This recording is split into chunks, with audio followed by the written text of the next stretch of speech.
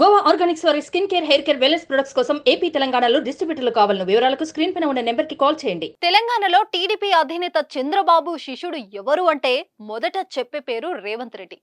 ఆయనను ప్రతి ఒక్కరూ చంద్రబాబు శిష్యుడుగాని అభివర్ణిస్తారు. కానీ ఆ మాట ఎవరైనా అంటే తంతా అంటున్నారు రేవంత్. ఓ ఇంటర్వ్యూలో పాల్గొన్న ఆయనను ఇటీవల తెలంగాణ రాష్ట్రంలో ఎన్నికల సమయంలో శిష్యుడు కోసం గురువు టీడీపీ అధినేత అయినటువంటి చంద్రబాబు ఎన్నికలలో పోటీ పెట్టకుండా విరమింపచేశారు. ఇప్పుడు ఏపీలో చంద్రబాబు గెలుపు కోసం శిష్యుడు ఏదైనా సహాయం చేస్తారా అని ప్రశ్నించగా తీవ్ర ఆగ్రహంతో ఊగిపోయారు.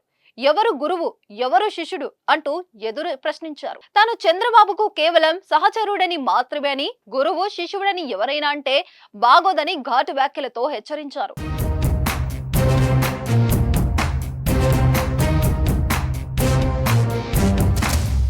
తాను ఎమ్మెల్సీగా ఇండిపెండెంట్ గా గెలిచిన తర్వాతే ఆ పార్టీలోకి వెళ్లానని, టీడీపీ పార్టీ అధినేత చంద్రబాబు కాబట్టి పార్టీ అధినేతగా ఆయనను నేను గౌరవిస్తాను అంతే తప్ప మరేం లేదని వెల్లడించారు.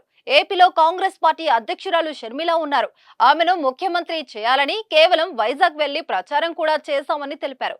ఇతర పార్టీల కోసం పనిచేయవలసిన అవసరం తనకు లేదంటూ కూడా స్పష్టం చేశారు. ప్రస్తుతం ఈ వీడియో సోషల్ మీడియాలో వైరల్ గా అవుతుంది.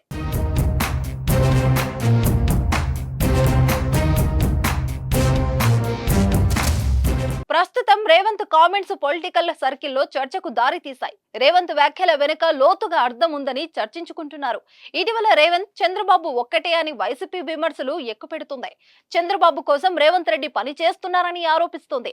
అలాగే ఇటీవల ఓటుకు నోటు కేసు వ్యవహారంలో సుప్రీంకోర్టులో విచారణ జూలై 24వ తేదీకి వాయిదా పడడంతో మంగళగిరి ఎమ్మెల్యే ఆళ్ల రామకృష్ణారెడ్డి మాట్లాడుతూ ఏపీలో టీడీపీని గెలిపించేందుకు రేవంత్ రెడ్డి చంద్రబాబు కుమ్మక్కయ్యారని కామెంట్ చేశారు. ఈ క్రమంలోనే చంద్రబాబు తన గురువు కాదంటూ కామెంట్ చేయడం చర్చనీయాంశమవుతుంది.